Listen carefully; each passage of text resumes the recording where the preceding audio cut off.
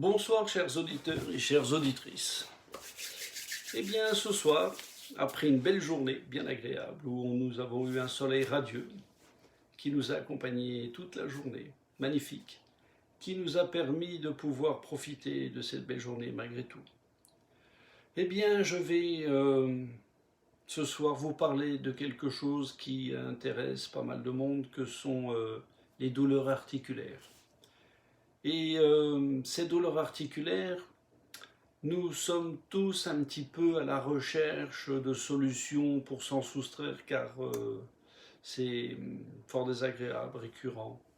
Et c'est vrai que on n'a pas forcément toujours bien les solutions à nos problèmes.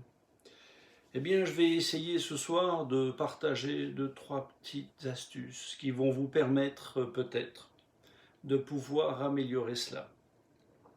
Je vais d'abord aborder un ingrédient qui est intéressant, qui est le bicarbonate de soude. Le bicarbonate de soude que vous trouvez dans les grandes surfaces à un prix plus que très raisonnable, euh, a la particularité de vous rabaisser le pH, de le réguler, a la particularité de vous réoxygéner, de redonner comme de l'OPO, de l'oxygène à vos globules rouges, de vous enlever l'acide lactique. Donc, si vous préférez, d'améliorer tout doucement, insidieusement, l'état inflammatoire de vos articulations. Ce bicarbonate a aussi d'autres fonctions dans le ménage d'ailleurs, chose qui est très intéressante. Et consommer régulièrement avec une cuillère à soupe, par exemple, dans un verre d'eau tous les matins, va vous amener un certain confort. Quelque chose qui va vous permettre d'observer une amélioration de vos douleurs. Et puis vous avez également aussi quelque chose qui est intéressant, qui est la vitamine C. Donc la vitamine C, c'est quelque chose que nous ne fabriquons pas et qui est forcément très nécessaire à consommer au quotidien.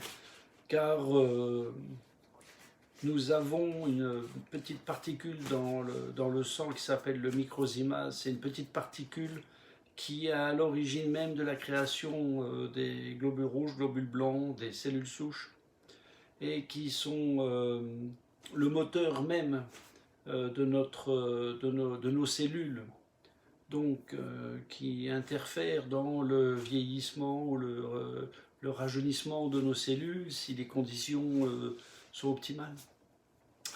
Donc la vitamine C, c'est le carburant de ces microsymases. La vitamine C, c'est le moteur, l'essentiel.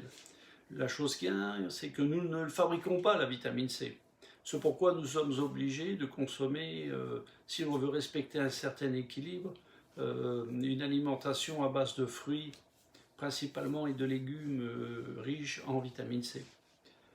Et le corps de ces microzymas sont également faits de silicium. Et la silice, c'est le quartz. Eh bien, les microzymas sont encore faits de silicium. Et en prenant de l'âge, effectivement, ce silicium, ce microzymas, disparaît tout doucement parce qu'il ne se régénère plus forcément de la même façon. Donc le fait de consommer du silicium organique, que l'on trouve dans le bambou, dans la prêle, dans l'ortie, la pointe urticante de l'ortie, c'est du silicium, eh bien va vous permettre de redonner le fond nécessaire, la quantité pour que votre organisme se rebooste, se redynamise, pour que votre organisme se régénère. Et donc, par voie de conséquence, eh bien, commence un petit peu à interférer dans cet état inflammatoire qu'ont vos articulations et vos tendons. Chose qui se fait dans le temps, évidemment. Ce ne sont pas des choses qui se résolvent dans les jours qui suivent l'ingestion, mais qui, dans le temps, et une bonne hygiène alimentaire, opèrent des solutions miracles qui ont des choses plus que très intéressantes. On a vu des cas de figure sympathiques dans ce domaine. Et puis vous avez une autre situation qui est effectivement l'oxygénation, la posture. alors effectivement la posture c'est votre manière de vous tenir.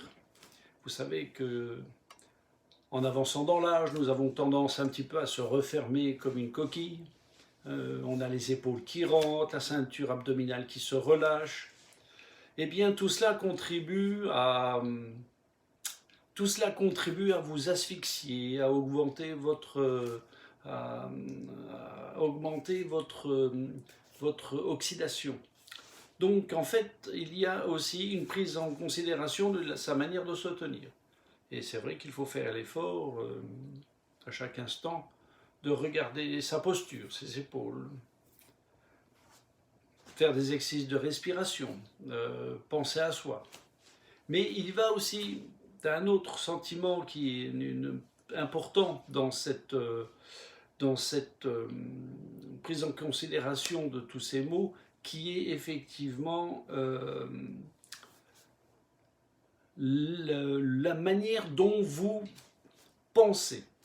Le fait de toujours être négatif, le fait d'être pessimiste, de voir les choses en noir, de ne pas apprécier la vie à sa juste valeur, eh bien vous emmène dans un processus également où le sentiment va oxyder.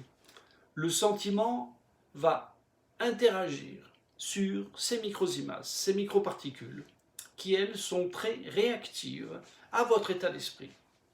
Si vous êtes heureux, si vous êtes jovial, si vous êtes positif, eh bien ces microsimases vont vous faire fonctionner d'une manière normale, régulière, optimale même.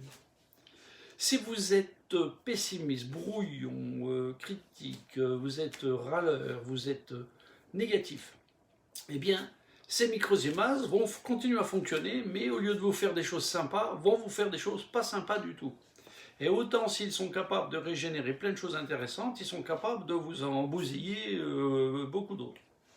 Donc c'est pourquoi l'intérêt d'avoir toujours, malgré les événements, malgré les situations, malgré tout ce qui peut se passer autour de nous, et Dieu sait que la vie est cruelle et qu'en ce moment elle en montre un petit bout de son nez, eh bien malgré tout il faut prendre du recul. Malgré tout, il faut éviter d'avoir des sentiments trop négatifs, car dans le jugement de ce que vous aurez observé, vous allez y mettre un jugement négatif, et ce jugement négatif va forcément vous impacter, d'une manière qui n'est pas visible, d'une manière qui n'est pas perceptible sur le moment, mais elle vous impactera, car l'état de votre esprit est exactement le reflet de votre corps. Et vos mots sont votre manière de penser, sont votre manière de vous exprimer, sont votre manière de vivre. Donc, ayant compris que ce processus, vous en êtes directement l'acteur. Vous êtes les acteurs de votre santé. Vous êtes les acteurs de votre bien-être. Le seul médecin, c'est vous. Le seul médecin, c'est vous. Si vous positivez, si vous respirez, si vous faites attention à votre alimentation et que vous voyez la vie sous un autre angle, eh bien, les maux dont vous souffrez vont s'atténuer. Vous allez observer une amélioration de l'état de douleur de toutes vos articulations. Il est intéressant de comprendre que nous interagissons avec nos cellules. Notre manière de penser, par le biais des microsimases, interfère directement sur le plan cellulaire dans notre organisme. Donc la respiration, la détente, le côté positif, c'est quelque chose de primordial. Et vous y adjoignez ces histoires de bicarbonate, de vitamine C, de silicium, et vous allez voir que les choses qui peut-être vous paraissaient insolutionnables vont peut-être avoir une couleur différente. Vous allez percevoir dans les semaines ou les mois qui suivent, vous allez voir que, ayant changé votre posture, ayant pris de l'ampleur au niveau de la respiration, une prise de conscience, eh bien, les choses vont tout doucement se calmer. tout au moins. Et dans cette idée d'arranger, de soulager tous ces maux, vous allez comprendre en fait que plein de choses marchent de l'avenant. Un sentiment, le sentiment, c'est quelque chose qui va vous emmener dans le dysfonctionnement. Un fort sentiment de colère, vous allez prendre des décisions qui ne seront pas forcément bien adaptées. Un sentiment de joie excessive va vous emmener à faire des choses pas forcément très rationnelles. Les sentiments, les excès de sentiments, mais en même temps interfèrent sur votre organisme. Donc c'est pour ça qu'il faut cultiver le détachement. On prend du recul. Et en faisant cette démarche de détachement, vous allez permettre de ramener un petit peu le calme à votre corps et à votre esprit. C'est tellement important que les décisions qui sont prises dans votre existence, bien souvent, quand elles ne sont pas forcément opportunes, eh bien, si vous réfléchissez, ont été faites dans des moments où vous vous êtes laissé emporter. Parce que votre esprit à ce moment-là était dans des soucis particuliers. Mais il fallait que vous preniez une décision pensant que ça allait peut-être s'arranger. Et en fait, elle était tout à fait à côté de la plaque. Donc, ayant prise de conscience de ces choses-là, et je pense que vous l'avez vécu, ou de tout à chacun, nous avons traversé certainement ces moments-là, eh bien, il est bien de mettre les mots dessus et de comprendre que lorsque ce travail est fait, eh bien, on a plein de choses qui se dissipent. Je dirais même que, en étant un élève assidu, vous verrez aussi peut-être votre digestion s'améliorer, votre transit intestinal se réguler, les maux de vos articulations se soulager, en modifiant sa manière de penser, puisque pendant ces années vous avez souffert, peut-être qu'il est temps de penser à modifier quelque chose, et c'est peut-être également la manière de penser. Le seul médecin, c'est vous. Les mots dont vous êtes affublés sont le reflet de votre esprit. Donc, dans cette fin de conférence, c'est un moment de courage, de prise de conscience, c'est un moment d'espoir que je partage, c'est un moment d'ouverture d'esprit qu'il faut prendre, de prise de conscience qu'il faut commencer à prendre à bras-le-corps, car ça n'a jamais été autant d'actualité que de se rassurer, que de se faire confiance, ne plus douter de ses capacités. Nous avons tout pouvoir, c'est nous, nos premiers médecins, c'est nous. Donc, ayant la capacité de pouvoir le faire, eh bien, prenez la décision de dire « je vais mettre en œuvre ces choses pour que mes maux se dissipent ». Et vous verrez, et j'en suis plus que certain, que vous m'en ferez part un jour ou l'autre.